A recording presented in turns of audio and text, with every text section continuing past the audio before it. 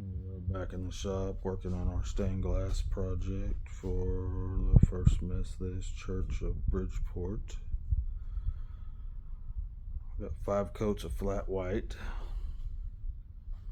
on the inside for our LED lights to shine nice and bright on the interior. Looking pretty good. We got some stain on the inside of the face frame. Had to remove all the hinges and everything to do that. Put a coat of poly on that. Another face frame over here on this table. Finished in hickory. Do a little sanding, a little poly.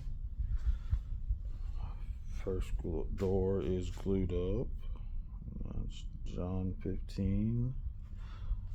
1, and we have our other door glued up. It's gonna be beautiful. You're gonna love it.